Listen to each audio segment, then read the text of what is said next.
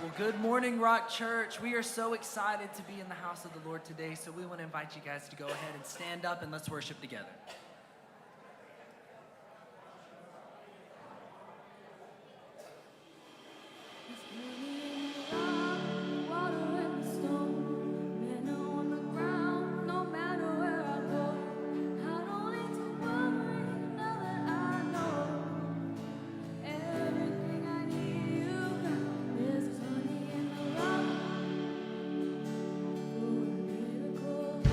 Thirsty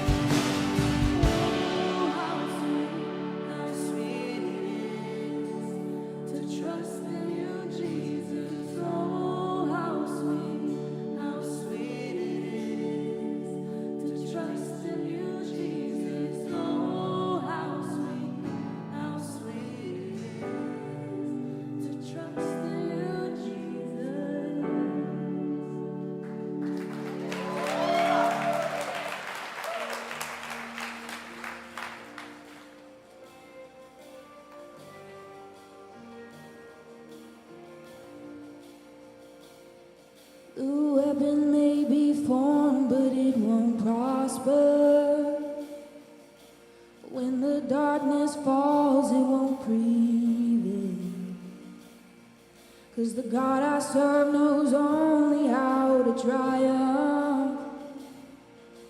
My God will never fail. Oh, my God will never fail. I'm gonna see a victory. I'm gonna see a victory. For the battle belongs to you, Lord. I'm gonna see a victory. I'm gonna see a victory. For the battle belongs to you, Lord.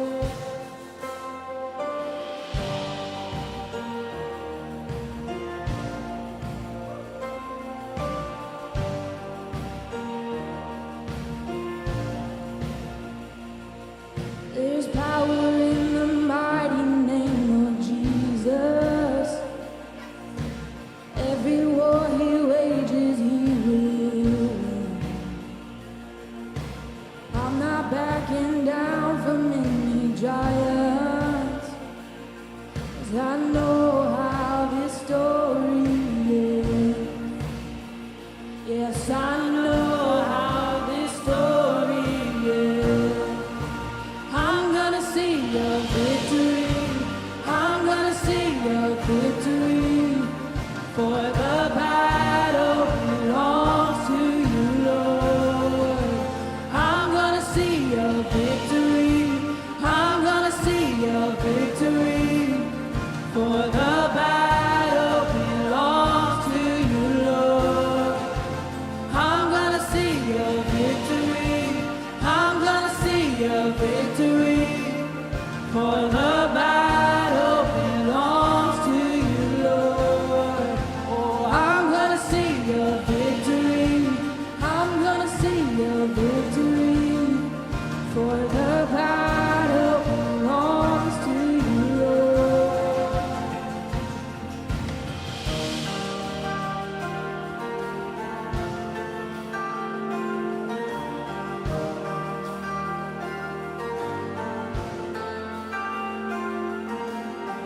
You take what the enemy meant for evil, and you turn it for good. You turn it for good. You take what the enemy meant for evil, and you turn it for good. You turn it for good. You take what the enemy meant for evil, and you turn it for good. You turn it for good. You take what the enemy meant for evil, and you turn it for good. You turn it for good. You take what the enemy meant for evil, and you turn it for good. You turn it for good. You take what the enemy meant for evil, and you turn it for good. You turn it for good.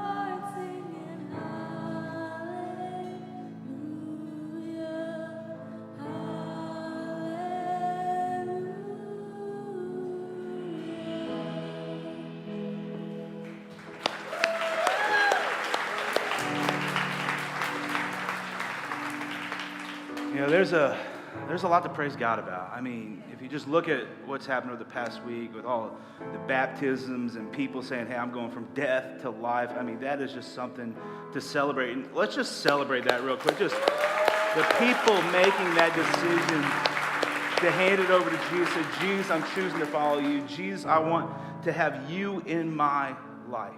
You know, that's available for all of us, and that's something we're excited about. We're trying to find what matters. If you just take a moment, I would love to pray for that right now. Lord, thank you so much for who you are, for what you've done. Lord, and in this moment, we express our gratitude to you. Lord, so we thank you, we love you, we appreciate you, we see what you're doing in our life, we see what you're doing in our church, we see what you're doing in all the communities that we're involved in. Lord, help us to continue to live that out, help us to continue to have that in our lives. Jesus, thank you. Thank you, thank you, thank you. Amen. You guys can grab a seat for me if you would like. And man, I'm excited to be here today. If you don't know me, my name is Clay, and I'm one of the pastors here on staff, and could not be more thrilled to be here. Just celebrating those baptisms is an awesome thing. And it reminds me that while, yes, every week matters, every week is important, every week has immense value in what we do, there are weeks that we hold on to in our hearts that we will remember and cherish forever. And I know for those people, that is the week that they will hold on to. I know for me, one of the weeks I always love to hold on to is our week at high school and middle school This Gen Conference.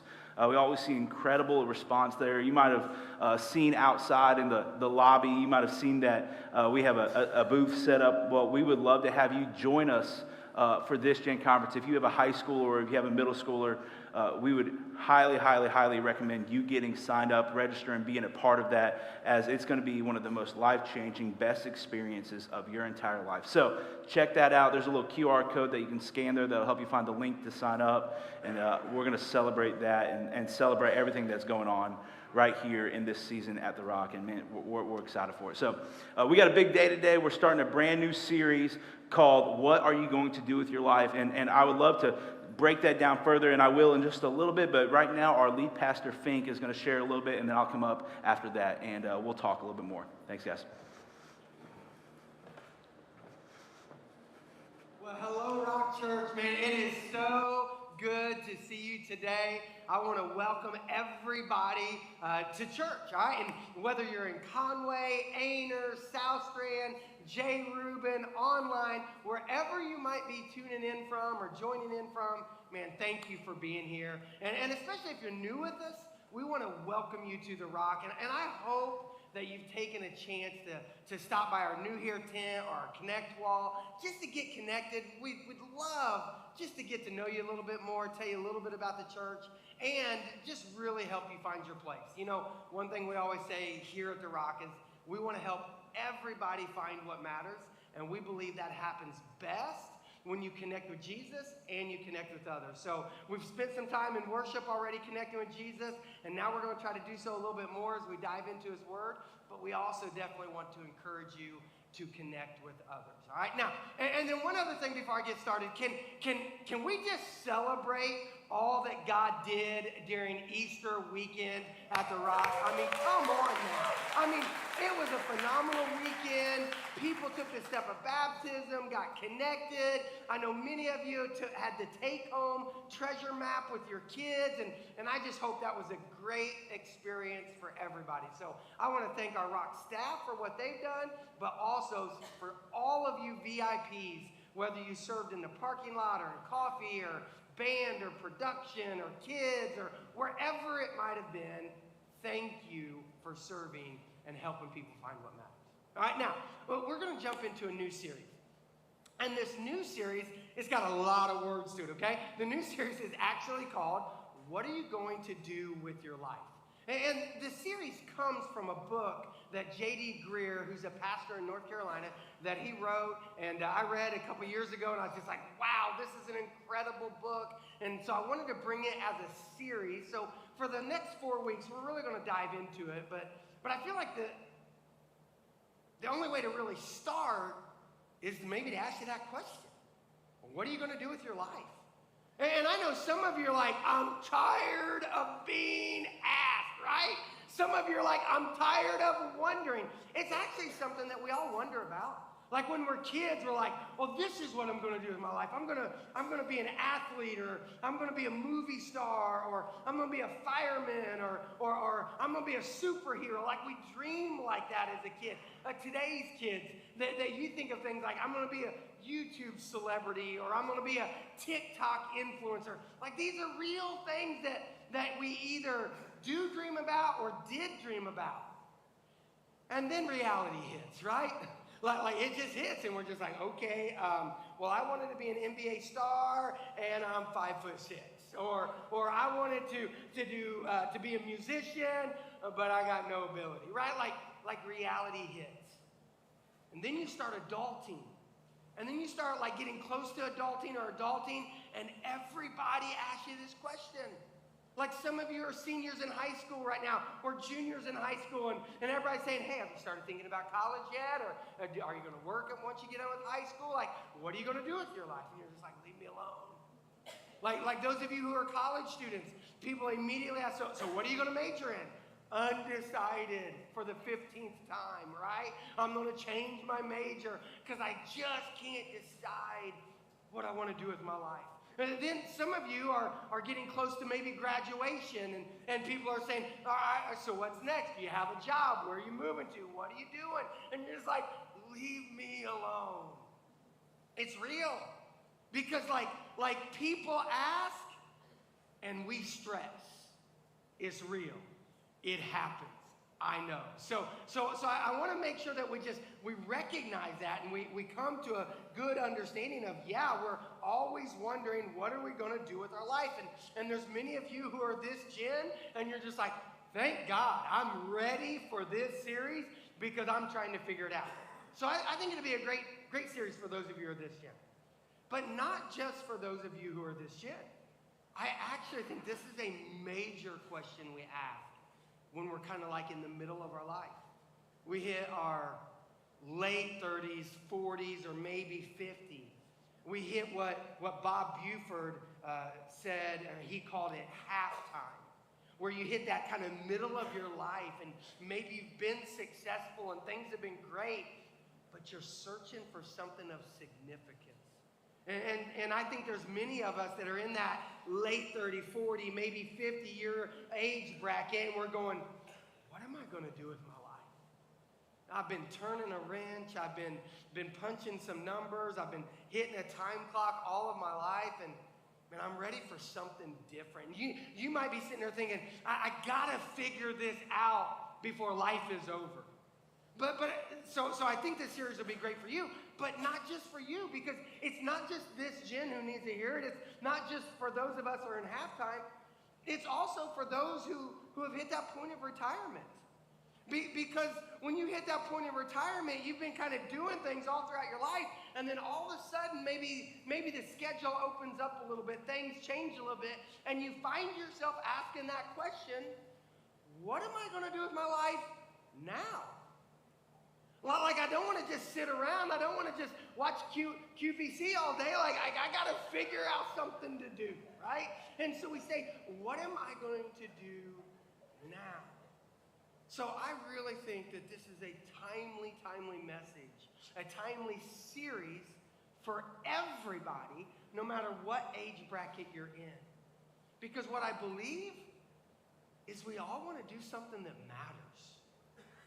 That we all want to do something that has worth. That we all want to do something that we can invest in and say, what I did with my time matters. So that's really where this series is going, is we're going to challenge you to do something with your life that matters. If you're this gen, do something with your life that matters. If you're retired, do something with your life that matters. If you're at that halftime, do something that matters. And you might be saying, okay, Josh, great, but what is that? Like, what career is that? Like, do I need to go into ministry? Do I need to be a pastor? Do I need to go on the mission field? Maybe. Or maybe you need to be a school teacher. Or maybe you need to be a homemaker, or maybe you need to be a mechanic, or maybe you need to be a construction worker, or maybe you need to be a doctor or a lawyer or whatever it is. See, honestly, this isn't about your profession. It's about your attitude and about your life. So what I'm going to challenge you to do, and what our other pastors are going to challenge you to do, is with your life, don't waste it. I mean, maybe I can just say it that way. With your life, don't waste it. Don't waste your life. Yet too many times we are. Too many times that we're missing the opportunities that God puts right in front of us. There was a guy, he's a pastor, his name is John Piper, and he preached a sermon back in 2000 at one of the first Passion conferences to well over 40,000 students, and he told a story about two groups. It was two different, not individuals, there was a husband and wife, and there were two friends, two ladies, and they had both retired, and these two ladies, they were trying to decide what to do with their life, and they decided at retirement, let's go on the mission field. So they went to a third world country, and they worked with people in poverty, and ended up one day while they were driving down the road in their car, they lost control of their car, went off a cliff and died. There was another couple that they had retired, and what they decided to do with their retirement is they took their money and their investments, they went down to Florida, they got themselves a beach house, and they spent their retirement collecting seashells. And many people would look at this couple and say, that's the way to spend retirement. And these friends, what a tragedy they had. But when he preached that message to those students, he said, the tragedy is we think this is what life is all about. And when we go there, we often waste our life. So don't waste it. Because as a famous philosopher whose name is Maximus said, what you do in this life echoes in eternity. And a different guy who really was a great theologian, Dietrich Bonhoeffer, he said this, that Jesus bids us, come and die. Come and die. See, the reality is that we need to recognize that everything we do in life matters. So use your life in a way that echoes in eternity. And the way to make a difference in all of eternity is to come and die. To give your life to Christ in a sacrificial way where you say, I'm coming and I'm dying. There was a guy, his name was Nicholas Ludwig von Zinzendorf. And here's what he had to say, and I'll read his quote in a second. That he was a very wealthy man. And as a wealthy man, he was trying to decide how to live his life, and he had a estate. He was over in Europe, and things were great, and he was trying to figure out what to do. And one day he was walking by a picture, and he saw Jesus carrying a cross. And then the inscription on the picture simply said this. It says, "This is what I've done for you. What will you do for me?" And he said that it just gripped him and it changed him. And he knew that he had all this wealth, so he started using his wealth to plant churches. He started using his wealth for missionary purposes. He started a prayer gathering at his house that ended up lasting for over 100 years. And at one point in his life, this is what he said, and I just think the statement is so true. He said, "I have but one passion. It is He. It is He alone. The world is the field, and the field is the world, and henceforth that country shall be my home, where I can be most used in winning souls for Christ. I desire only to preach the gospel, die, and be forgotten." Like, don't miss those words. I want to be most used. I want to be where I can be most used in winning souls for Christ. I desire only to preach the gospel, die, and be forgotten. And what would life be like if that's how all of us lived? If somebody said, what are you going to do with your life? If you said, I'm going to preach the gospel, die, and be forgotten. Most people would say, that's a tragedy. Jesus would say, no, that's a triumph. So I want to encourage us. Let's preach the gospel. Let's die. And let's be forgotten. Let's live out the words that Jesus calls us to live. Words like this that he said in John chapter 12. I tell you the truth, unless a kernel of wheat is planted in the soil and dies, it remains alone. But its death will produce many new kernels, a plentiful harvest of new lives. So what Jesus is saying is those who love their life in this world will lose it. Those who care nothing for this life in this world will keep it for eternity. That if I love my life, I'll end up losing it.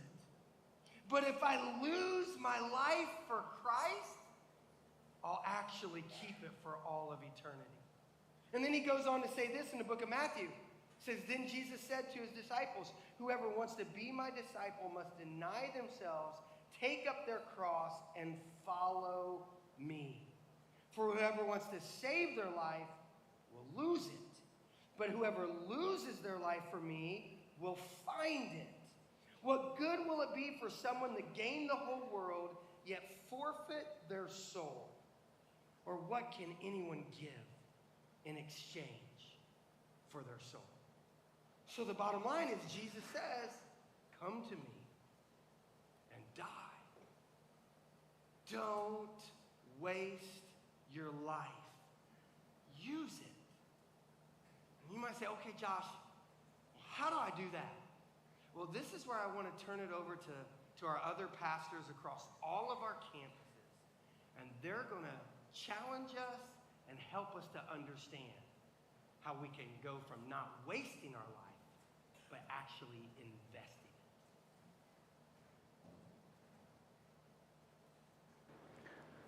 What are you going to do with your life? It's a great question. And there's a great story in Scripture that does a phenomenal job of laying it out for us. It comes from Matthew 25, and I'm going to tell the story, but I'll also read parts of it as well. But in this story, you have this master, this leader, and he's about to go on a long trip. He's about to take off and be gone for a long period of time. So what he does is he gathers 3 of his servants. And when he gathers 3 of his servants, this man who's very wealthy, is very powerful, he looks at them, and this is what he does. He gave 5 bags of silver to one, 2 bags of silver to another, and 1 bag of silver to the last, dividing it in proportion to their abilities. God's presence is heavy today.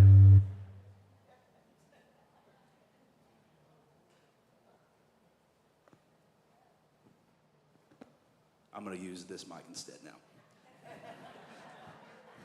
I really just wanted to feel the Holy Spirit in the room. That's what we're going to call that, right? So I'm going to reread that part just in case anybody was distracted. He gave 5 bags of silver to one, 2 bags of silver to another, and 1 bag of silver to the last, dividing it in proportion to their abilities. He then left on his trip. So he's gone. He takes off. The question is, what are these different servants going to do with what they were given? Well, the servant who received the 5 bags of silver began to invest the money and earned 5 more bags of silver. It's great. So when the master finally comes back after his long trip, the master looks at him and he says, well done, my good and faithful servant. And the guy with 2 bags, the servant with 2 bags of silver also went to work and earned 2 more. Well, when the master returned, he said, well done, my good and faithful servant. And then you have the third servant. This is what it says in verse 18. But the servant who received the 1 bag of silver dug a hole in the ground and hid the master's money. And when the man returned, he didn't say, "Well done, good and faithful servant." He said, "You wicked and lazy servant. Why didn't you deposit my money in the bank? At least it could have gotten some interest on it."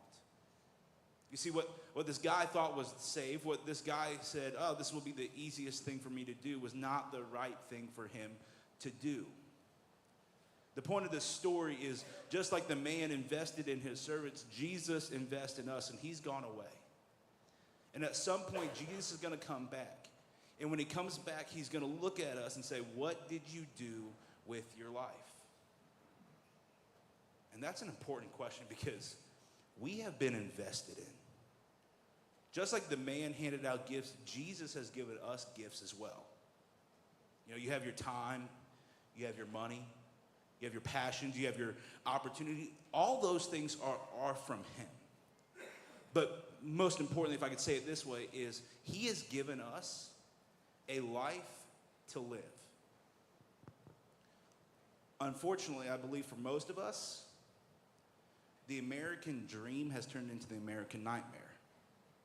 Because what we'll do is we'll take what we've been given, we'll wake up in the morning, we'll get ready for our day, we'll go to work, not really loving our jobs or what we're doing, get home, make dinner, maybe hang out with your family for a little bit, put your kids to bed if you have kids, watch a couple hours of TV, and then you go lay in bed and you dream about what you want to do the next day, about what you want to do in your life, about how it's going to be different tomorrow.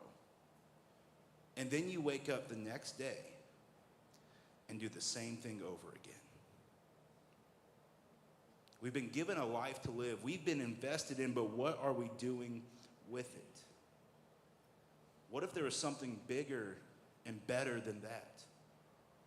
You see, if we follow what God wants us to do, if we follow the life that Jesus is calling us to, it will be a crazier, more adventurous life than we could ever imagine.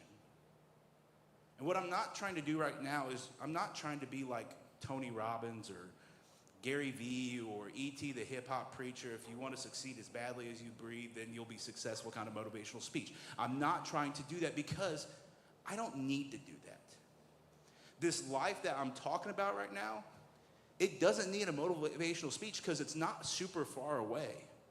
It's not this hard, long journey to get where God is calling us to do. Honestly, all it is taking that step of faith. Now, once you take that step of faith, yeah, there's going to be some hard times, there's going to be some difficult times, but it's right there in front of us, because God has already invested in us. God has already said, "I see you, I believe in you, I want you to do this." But you might be saying, like, "Well, Clay, I don't think I can do that. I don't believe in myself." It doesn't matter.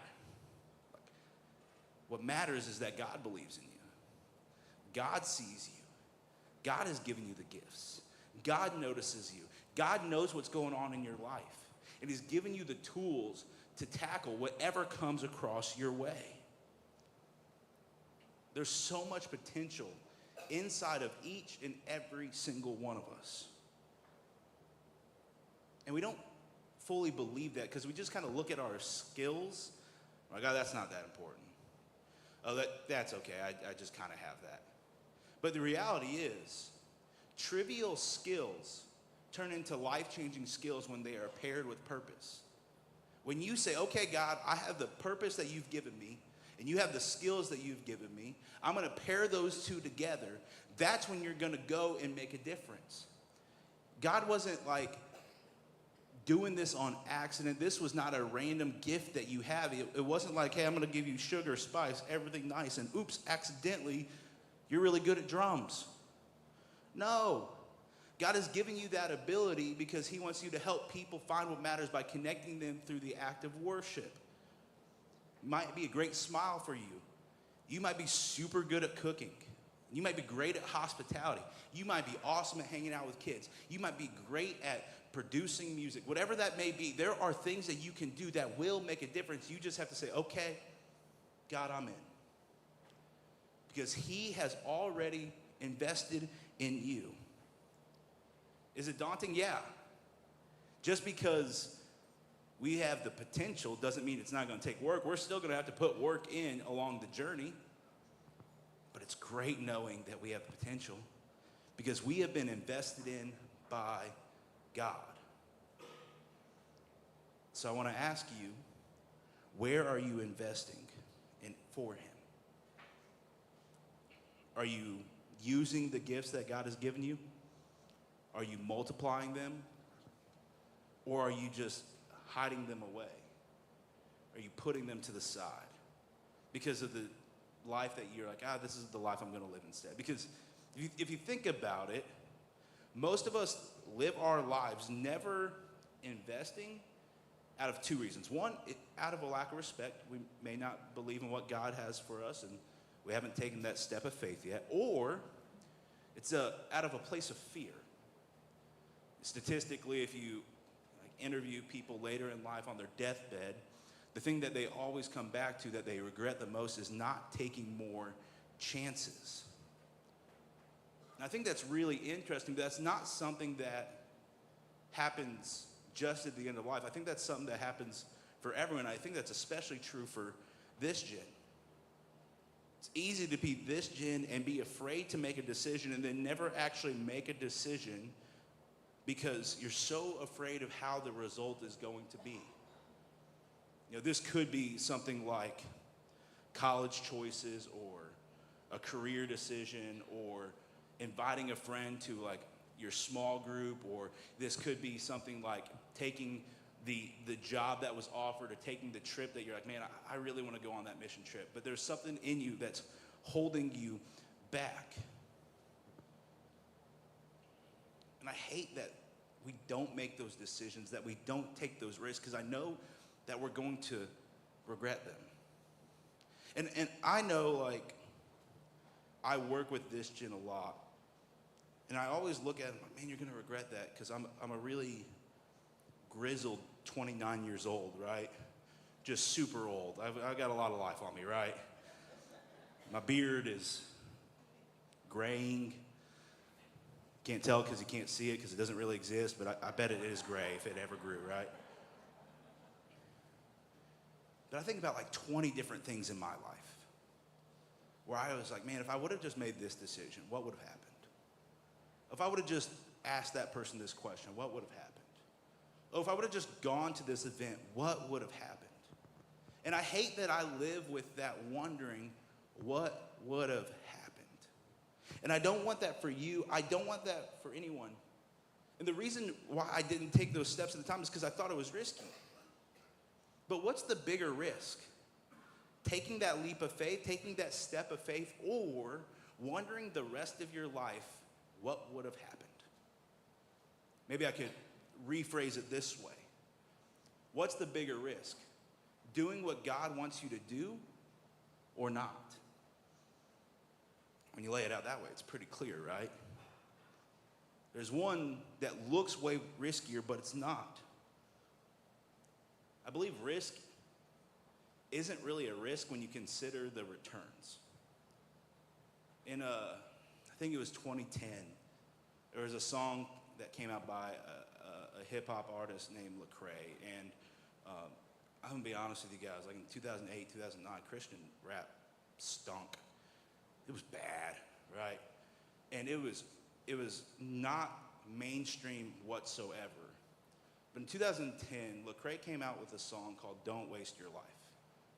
And this song was based on the John Piper sermon. He used that as a basis for what he was trying to do. And it was one of the first songs that really made it mainstream. Me and Peyton and Sally, two of our pastors here on the staff, were talking about it. And we were listening to it kind of jokingly because it just sounds like a song from 2010. And as we listened to it, there was a line in it that really caught my eye, that really stuck out to me. And I want to share it with you guys. I know I just played bass a second ago. I'm not going to rap for you guys. That's not going to happen. Crispy Clay is long dead. We don't need to bring him back up, right? So I'm going to just read this to you, but I think it's going to get the point across. He said, your life isn't wrapped up in what you drive, the clothes you wear, the job you work, the color of your skin. No, you're a Christian first. People get to living for a job, make a little money, start living for a car, give them a wife, a house, kids, and a dog. Then they retire, they're living high on the hog. But guess what? They didn't ever really live at all. To live is Christ, and that's Paul, I recall. And to die is gain, so for Christ we give it all. Don't get to the end of your life and realize you never lived. And it's easy to hear that. The scriptures that we read earlier, it's like, man, I got to make this massive step. I got to die for my faith. I'm going to challenge you. It's not as big of a step as you've seen, because really what that means is using your circle of influence. Every single one of us has a circle of influence that we could utilize. This could be our friend group. This could be our school. This could be our job. This could be the shop that we hang out with some guys at to fix up cars. This could be anything, any circle of influence. This could be the group of moms that you hang out with. We all have a circle of influence. What are you doing to invest in that circle? How are you helping them find what matters? They're all around us. Those opportunities, they're there. We just have to look. And then we just have to say, okay, I'm going to go in that group and I'm going to preach the gospel. And that looks a lot of different ways. And there's that famous quote, preach the gospel at all times, but when necessary, use words. I'm going to challenge you, use words. Because I think people use that as an excuse to just be like, oh, I'm a good Christian, I'm just going to hang out right here. Surely one day they'll ask. No. Make a difference. Have the courage to ask and to talk and to share your faith with other people. Because it might just be the thing that they need. The servant who was given his bag of money and buried it, what he did was he wasted his opportunity. He had a chance to make a difference. He had a chance to change something. He had a chance to show what he could do. He said the risk isn't worth it, and he buried it. The other guys, they were rewarded and given even more. Which do you want to be? The question today is, what are you going to do with your life? And our challenge right now is to don't waste it. Because at the end of the day, some point, we're going to have to stand in front of Jesus. And he's going to look at us. And he's going to ask a really interesting question. Because if you don't know the story of Jesus is that God created us to have a perfect life with him. And then we brought sin into the equation. We separated ourselves from God.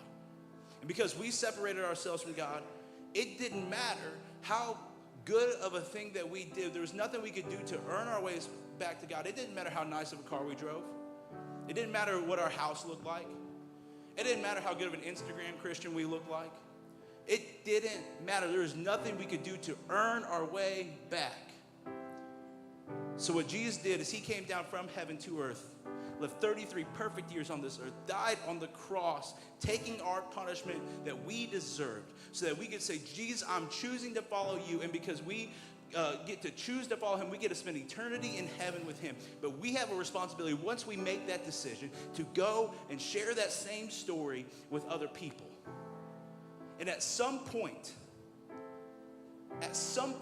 Jesus isn't just going to ask, what are you going to do with your life? That's what he's asking as he gives us our gifts. He's going to look at us and say, what did you do with my life? I don't want you to waste your life, but I really don't want you to waste Jesus' life. So take advantage of every opportunity that comes your way. Look at your circle of influence. Invest into it for the glory of God, so that people can find what matters. they can connect to Jesus, they can connect to others, and they can experience what life really looks like on the other side of that. And I promise you that your life will improve when you do that. Your life will be better. It will be more satisfying. It will be more adventurous. It will be everything that you dream of every single night when you're laying in bed. So what are you going to do today? Make the decision to not waste it. Why don't you guys stand with me? We're about to go to a time of response. There's a couple different ways that we can respond today. We got communion up front. Maybe today is the day that you take communion as a reminder of Jesus' life and what he did. Maybe you got a bunch of dreams working in you and you're just trying to figure out, man, what am I going to do with my life? And you're just like, I need someone to pray with. Well, at the Connect Corners, we would love to connect with you. We would love to pray with you about that. Maybe today is a day that you choose to get baptized because you're recognizing the life that I've been living isn't the life I want to live for eternity. So make the decision to get baptized. If you want to talk to someone, we'd love to talk to you there. Maybe today is just simply the day that you decide your life is going to be radically different by following Jesus with everything that you have and helping other people to do the same. Let me pray for you, and we're going to go into a time of response. Jesus, help us to not waste our lives. Help us to know you, to experience you, and to help other people do the same. Jesus, we thank you today. Amen.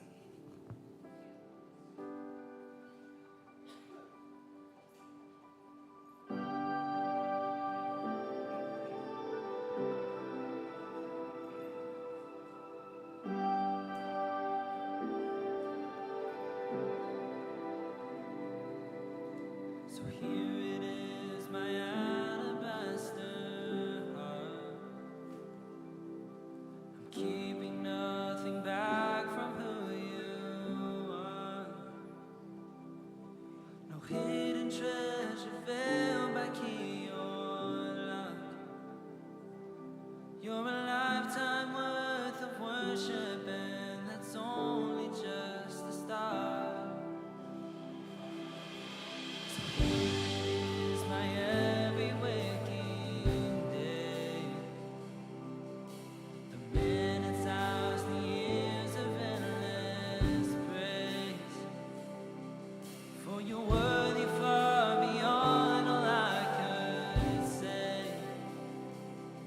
There's a lifetime worth of worship in the nuance of your name. So let it rise like incense, my whole life, a fragrance every ounce, here broken at your feet. And every breath is an offering, my heart cries, these lungs sing over you, my worthy King of Kings.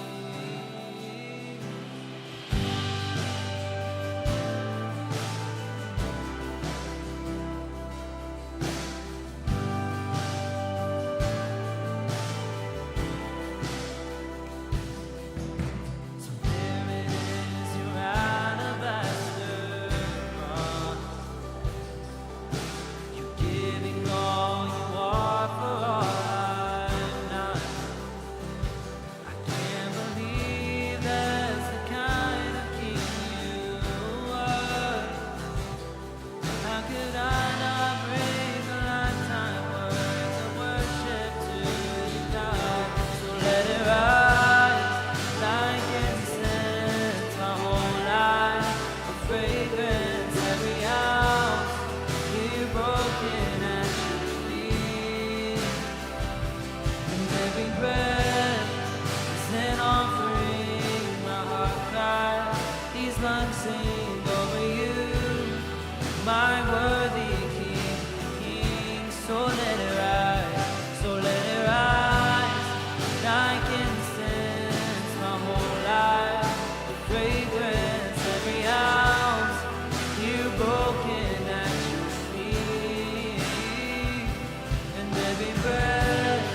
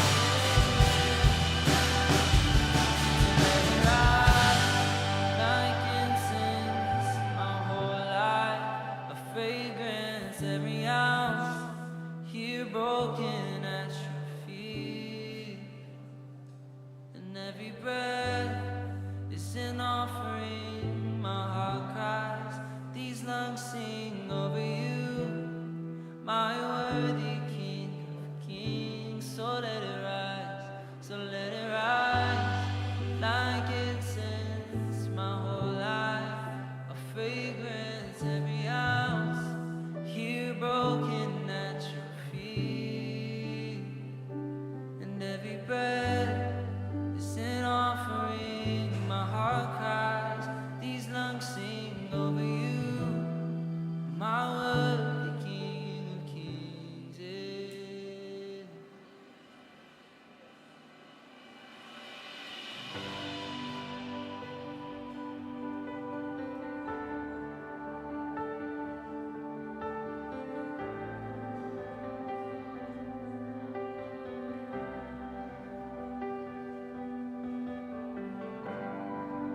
Here is where I lay it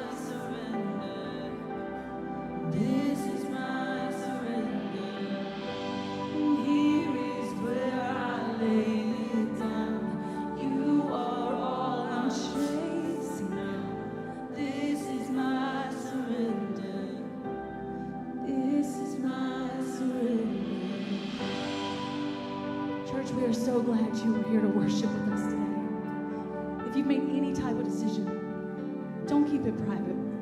We want to celebrate you. Y'all have a great week. We're praying for you, and we'll see you next week.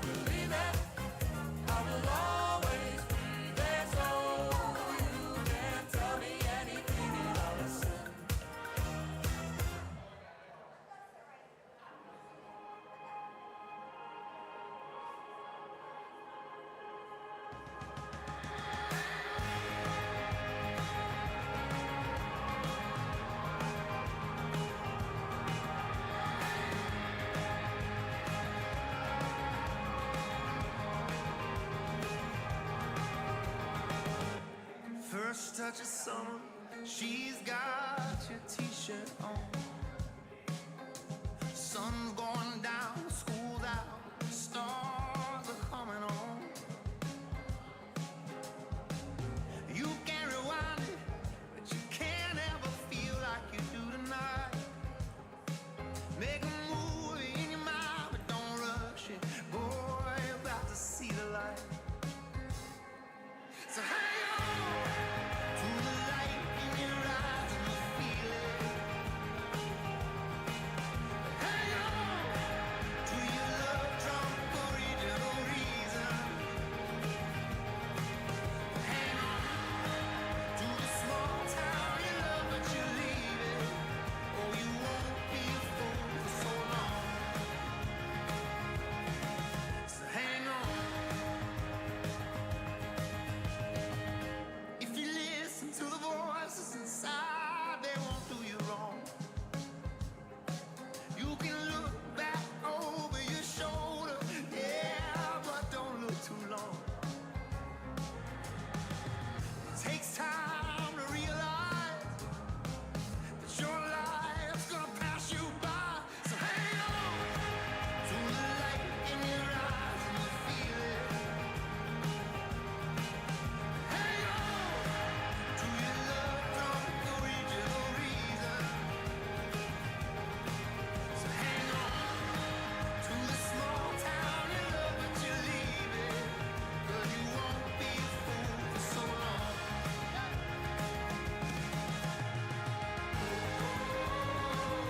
These things they take time. All these things take time. These things they take time. All these things I've learned is never a straight line. 'Cause all these things take time. These things they take time. So hang on to the light in your eyes and the feeling. Hang on to your love drunk original reason. 'Cause all these things take time. These things they take time. And all these things I've learned, it's never a straight line. So hang on to the light in your eyes and the feeling. So hang on to your love drunk original reason. So hang on to the small town you love but you're leaving. Oh, you won't be a fool for so long. So hang on.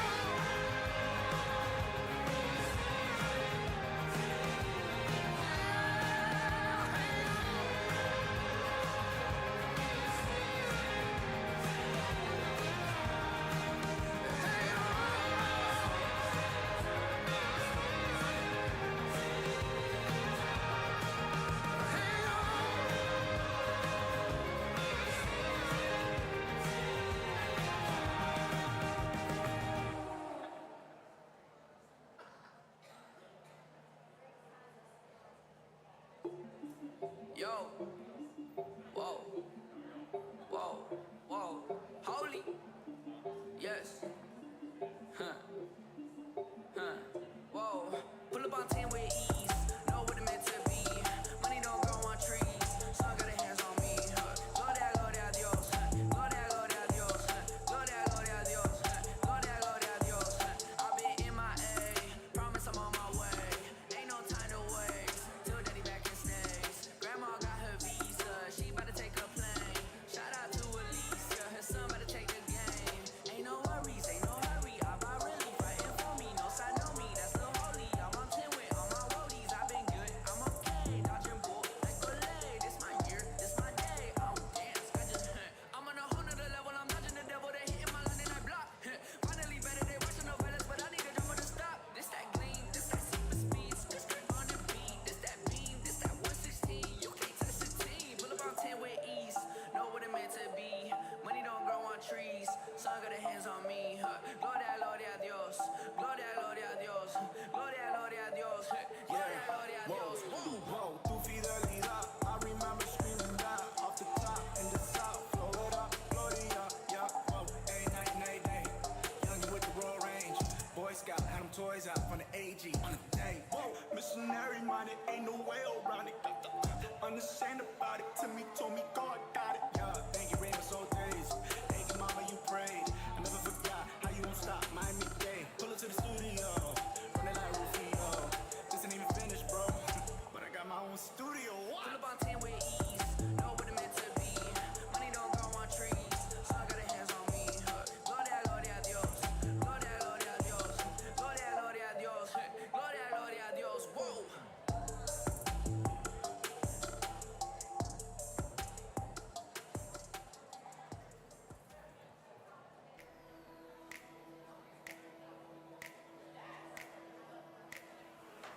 Talking to myself and I can't focus.